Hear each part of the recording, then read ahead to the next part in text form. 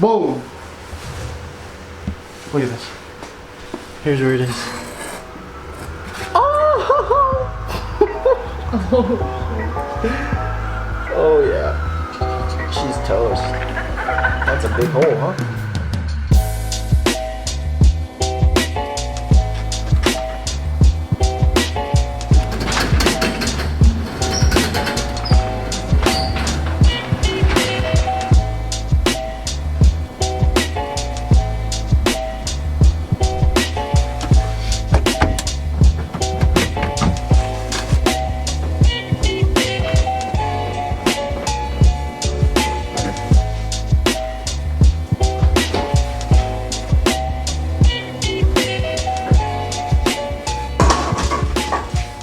Good job. How's it going, everybody? Welcome back to the channel. And it's been about 2 weeks since the track day, and honestly, I haven't driven the car since I took it off the trailer when we got back to the track, just because of that boost issue. So I actually found the problem. It was just simply the fact that I was running stock components when I should have already, you know, upgraded at this power level and at this age of the vehicle too, and how much power I've actually pushed through the factory charge pipes. So if you look right here, I put a zip tie on it so I can just grab it, but yeah, if you're familiar with the big turbo kits from ATP, they come with these little nipples here, which you can see it does have a loom and vacuum line on it. So I actually put this loom here to protect it from heat, and it looked like it did melt a little bit, so I guess it kind of did its job. But anyways, this fitting literally blew out of the factory charge pipe, and that's what I'm actually going to be fixing today. So I'm going to see if I can get this right back in its home, but its home is going to be different because I got new charge pipes. So this is, I mean, I don't know if it's going to be a noticeable difference in power per se, but it's definitely going to be a difference in durability. These are thicker, you know, they have that, I don't know what they use, but they have what it looks like a special type of rubber on the inside of the piping. So I'm assuming that this should hold up to the task.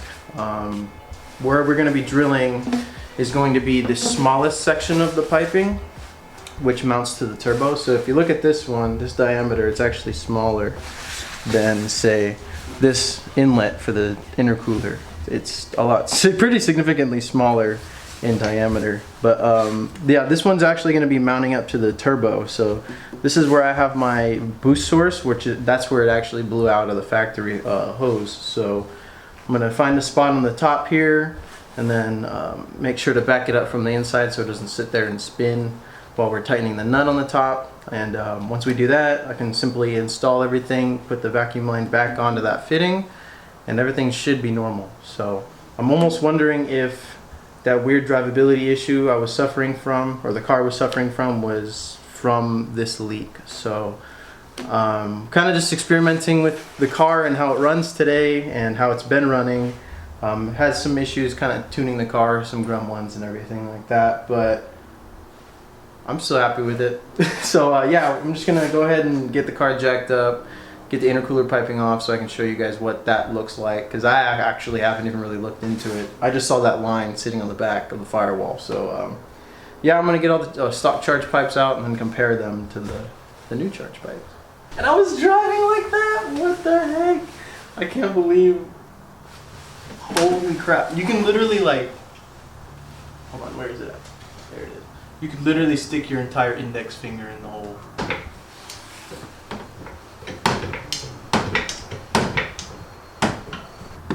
This is what a used and abused tire is supposed to look like. You can see the marbling on here. Like I said, I haven't driven the car at all since I came from the track, so all this was on the tire when I had finished the last session. This, if you look at the outer shoulder of this tire, that bowl at Chuckwalla really puts a load on these left front tires.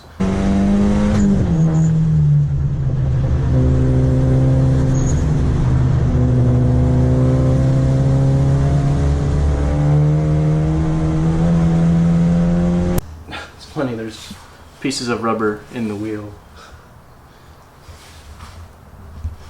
It's pretty cool. Like, that hole is like the Grand Canyon. It's like literally half of the pipe, half of the charge pipe is like cut off. I don't even understand how this car was making boost. Like, I don't get it.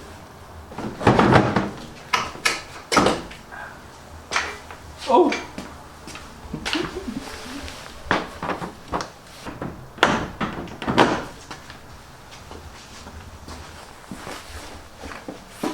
Like so, like that.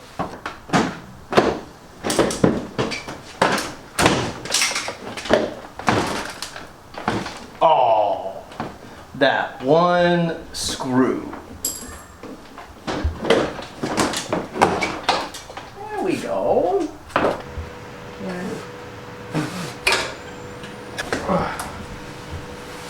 It's a boy.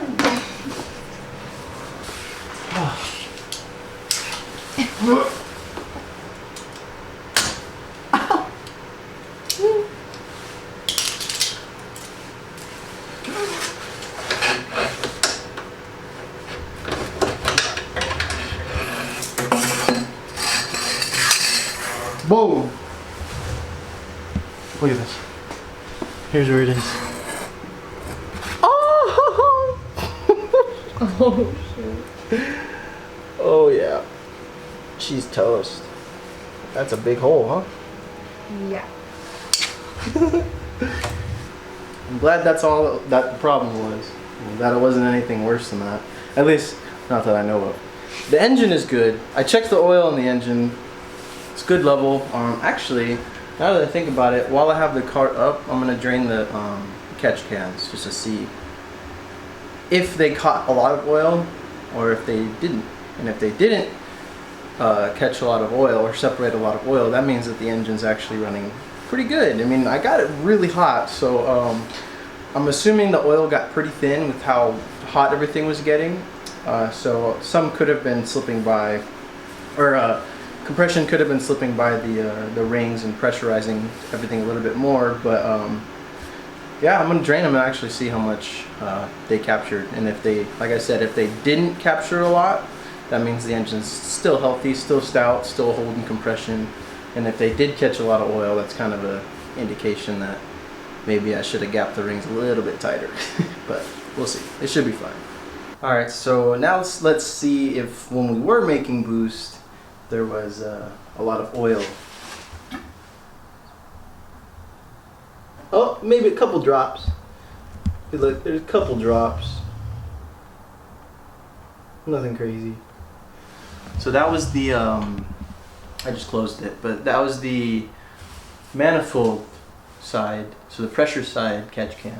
So now I'm going to switch over to the non-pressure side, which comes off of the valve cover, and then the pressure side comes off of the PCV plate that goes into the block. So that was that drain, which pretty much sees most of the main pressure. And then this one, I tend to see a little bit more come out of this one just because it's not pressurized. Well, actually, let me move the drain pan first, because I have tubes that come down from the catch can. So when I go to drain them, they drain out of the tubes. You see that one?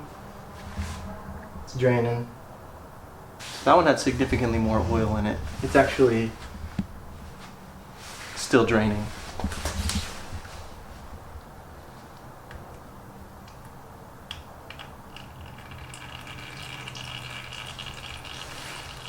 So it's not a bad thing that we're catching the oil. It's actually a good thing, because if that wasn't caught, it would have just been thrown right back into the engine. So all things considered, with how hard I pushed the car and, you know, this being a failure, like I said, I still had a great time at the track.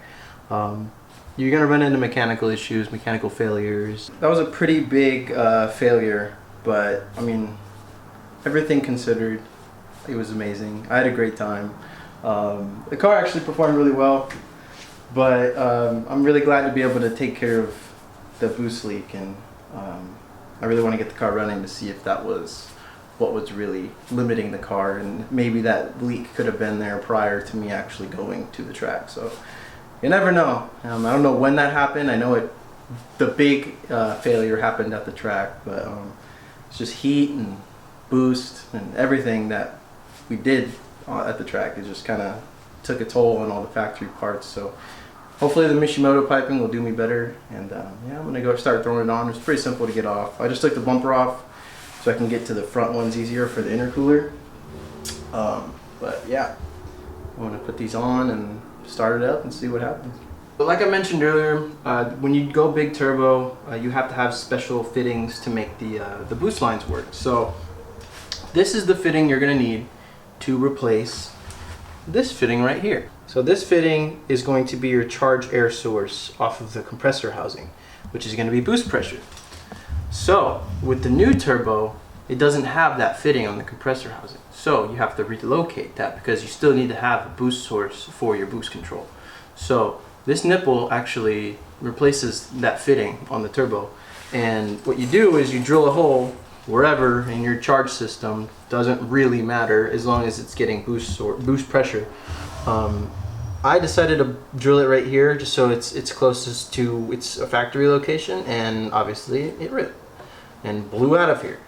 Like I said, I've had the pipes on the car since I got the car, so I'm surprised it actually held up this long. So what I'm going to do is I'm going to relocate it from the side and put it on the top here, a little bit further back so it's not as close to the turbo, just to reduce any sort of weakness, potential weakness. So I'm going to put it back here, drill a hole, and then stick the nipple through. And then what you do is you put a washer. Once you have it through, you put the washer, your nut, securing nut, so that's going to sandwich the top of this washer, or it's going to sandwich the bottom of the washer on the top of the rubber here, while this bolt, this hex head will be on the inside of the pipe.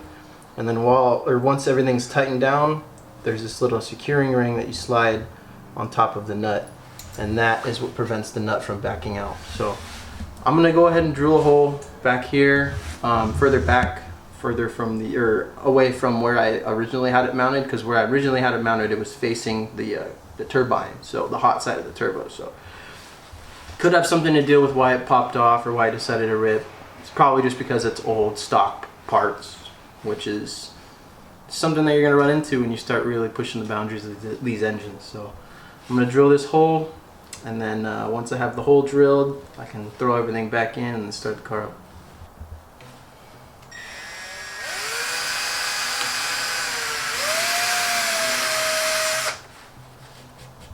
Just a small hole to start.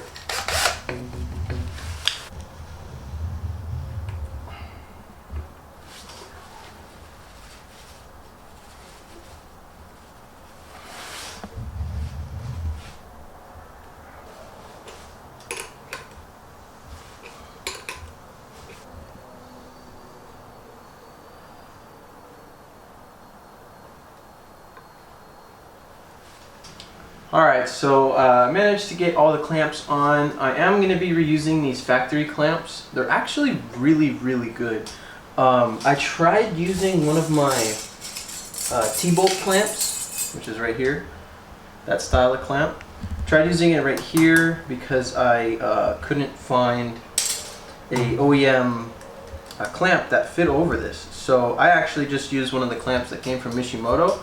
And if you look really close, you can see that there's a metal protector underneath the clamp, and that's a factory piece. So I just reused that piece and then just put one of the Mishimoto clamps over it. So see, it can spin, and it won't damage the hose when you go to clamp it down. But ideally you want to run T-bolt clamps like this one.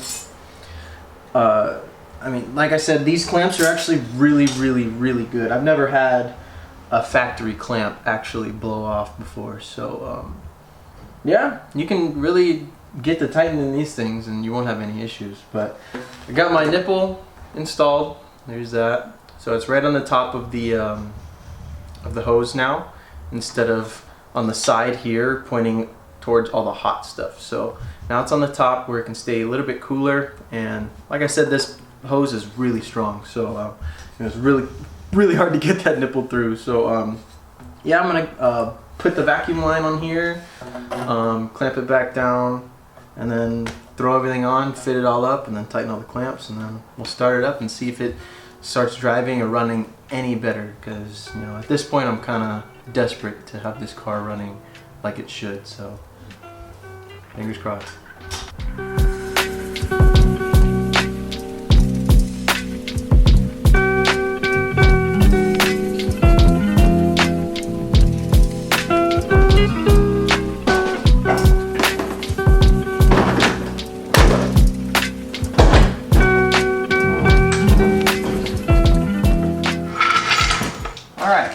So, got everything hooked up. The difference between the two pipes was quite obvious. I'm not too sure what the stock piping diameter is, but the new aftermarket, the Mishimoto piping, is like significantly thicker. So I may need a new revision. I'm gonna go drive the car just to see. I know what to look at, so I'm gonna see how the car reacts and kind of just let it learn if need be. But I'd like to be able to do at least 1 or 2 wide open throttle pulls just to see how the car reacts and see if, you know, helping that boost leak or fixing that boost leak really makes a huge difference. So I'm hoping that that was one of the issues regarding the low speed drivability, and also the idle quality too. So it's unmetered air that's coming in. It is an air density setup, so it has 2 MAP sensors, not a MAF, which older cars typically have the MAF system. But that's why this car could still run with that leak. It's because unmetered air was coming in, but it runs off of a pressure-based system. So it still had vacuum and pressure in the manifold, so it wasn't freaking out. So yeah, we're gonna go. I'm gonna go drive this thing. I'm gonna start it up. Hasn't been started in like 2 weeks, so this is gonna be pretty loud, and my neighbors might not appreciate it, but whatever.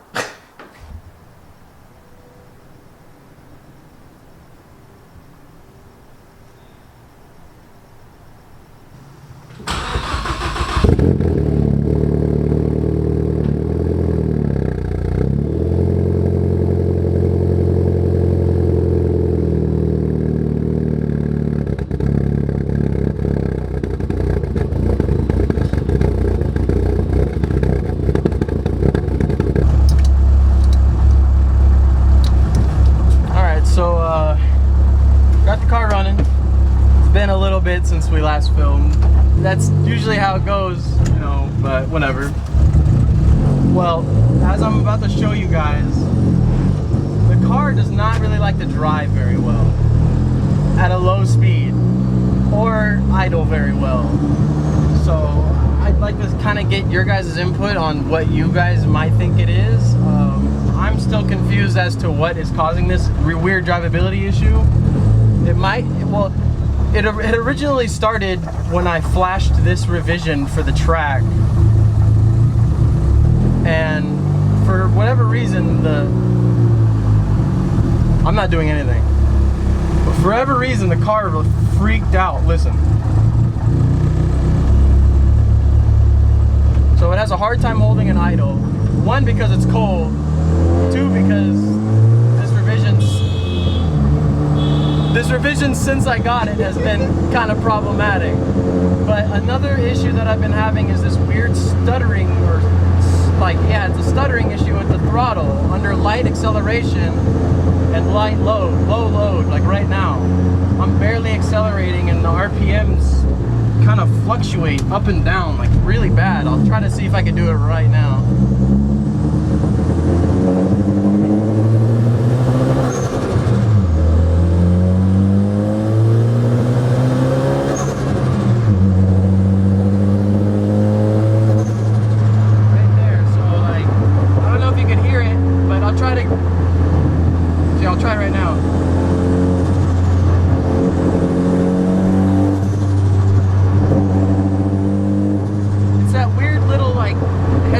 Stutter type thing whenever I get back on throttle, and that was happening even at the track when I was applying throttle through the turns. It would do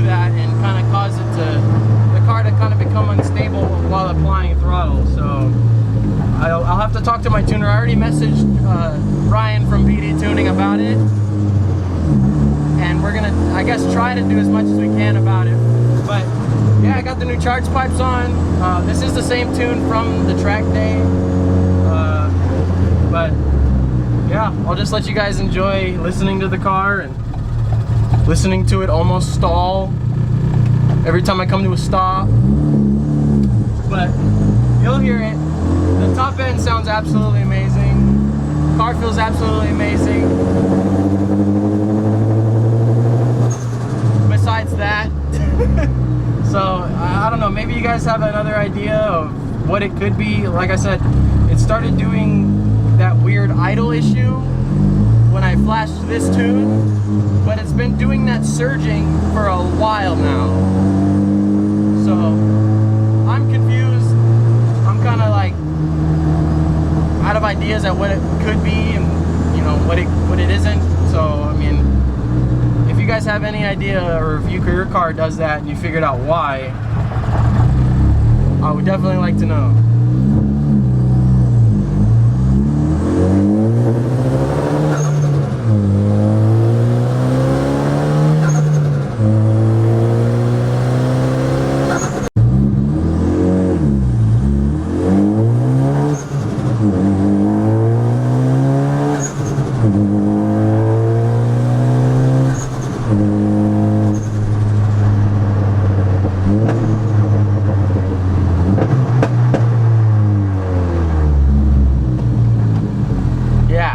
Running really rich.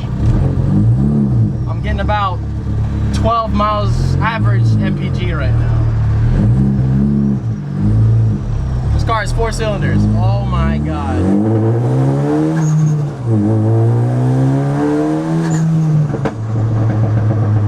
Really just gotta wake her up.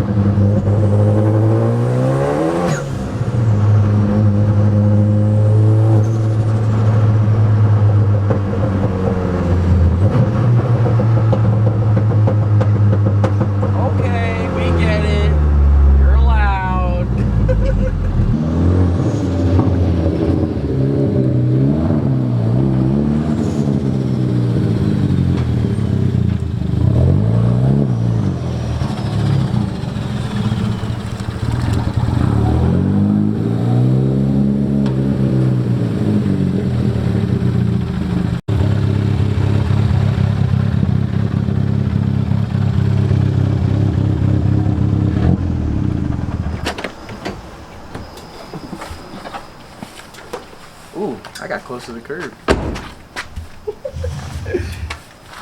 Well, yeah, this thing still gets me all hot and bothered. So, yeah, it's definitely, a lot has changed with the charge pipes. For some reason, I just never had gotten to changing them. I never found an issue with it. I had people tell me that it might be a good idea, but I never thought, because it had never occurred to me that like it would actually be restricting the car, because the car didn't really feel restricted. So in doing that, oh my God, talk about unleashing the rest of the power. So it's not like the car wasn't fast before. It was definitely fast, but now it's like it doesn't feel like the car has to work as hard to be fast, if that makes sense. So it's not having to cram all this air in a little tiny little charge pipe anymore. It's got more room. It doesn't change in diameter. It stays relatively the same diameter all the way throughout the entire charge system. So yeah, I'm really happy with how the engine is running now. There are some things that I'm going to touch base on before I'd go out to the track again, well, that I'd like to be able to touch base with. One main thing is the cooling. So I'm going to work on, probably in the next couple of videos, I'm going to work on getting some ducting made, proper ducting from my radiator, so that way the air that's coming into my grill / bumper area isn't just being wasted going around the car, through the bumper, into the fender well, that type of thing. So a lot of the free air that comes in from where I did the grill shave and all that stuff, a lot of that air comes in and kind of just disperses wherever it wants to, instead of being channeled directly into my cooling elements like the intercooler and the radiator and the oil cooler. So I'm going to try to reroute some of the, like the oil cooler in particular, and maybe even the intercooler, and possibly maybe get a tubular crash bar just to free up all of the airflow. I feel like that would be my best bet with trying to overcome the heat at the track. And then I want to take my dash out, and then kind of go over the holes, cover up all these empty places where the head unit used to be, my air vents used to be, all of the stuff like that just has needed to be changed for a while. I just want to get into it and stop putting it off to the side, because I mean, I've probably mentioned it multiple times. There's a pretty decent sized hole in my firewall. It's about this big. Two holes. One on the top, one on the bottom, right where my climate box used to be. And when I blew the head gasket on the freeway, coolant splashed in my face. So in worst case scenario, I'm at the track and something bad happens with the car, fuel leak, oil leak, anything can happen to the track. If for some reason there's an engine fire, I'm pretty screwed, because all of the fire that's in the engine bay is just coming straight out of that hole, straight into the cabin, and when you're driving in the summer, you can definitely feel the heat. So definitely going to need to look into patching that up with some metal. Most likely going to try to get new tires, because these really took a beating when we went out. These were brand new Bridgestone RE71Rs, same in the back, but they're just a little bit older, and they have those niche wheels still.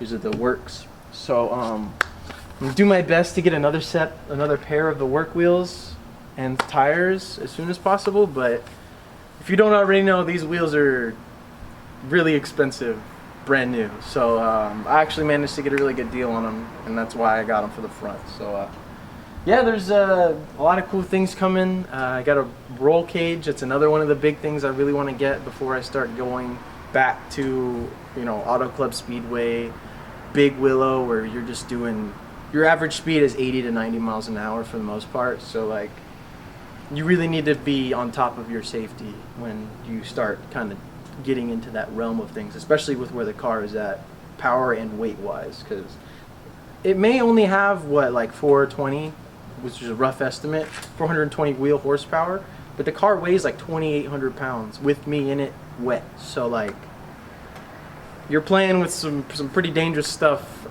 when you're getting to this point, and I feel like a roll cage is something that is a necessity at this point. So yeah, those are the three main things I need to focus on before I go, or four main things technically, if you're including the wheels and tires, that I really want to take care of before I go back out, for me to actually feel a little bit more comfortable with the car and not feel like if the worst case does happen, I'm not going to feel safe and I'm not going to be safe. So yeah, thank you guys so much for watching. Hope you guys enjoyed seeing the car running again and running happy, running good for the most part. At wide open throttle, it's really happy. So I'm going to do my best and talk to my tuner about working out all the little kinks, but I mean, we've been tuning this car for, me and Ryan have been tuning this car for what seems like a year now. I think it has been a year now. I've kind of had to overcome a lot of obstacles if you follow the channel, with the engine, the head gasket blowing, the head cracking, all that stuff. So yeah, the car's changed a lot in the last year, and you know, we're finally reaching the end of the tuning process, and it's actually starting to feel like we're at that point because the car just feels that good. So I appreciate everything you guys do, all the comments, all the positive feedback, the encouragement, everything. So I just love doing it for you guys, and you know, I love having fun with this car. It's a dream come true, honestly. So thank you so much for watching and supporting, and we'll see you guys in the next video.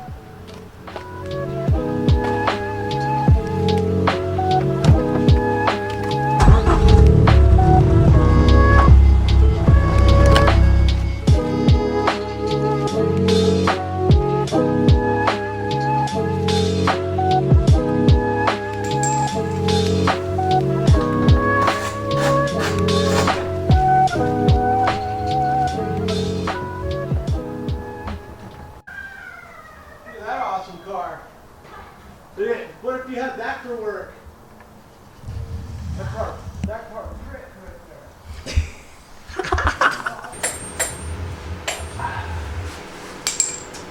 You like that? Is that hot?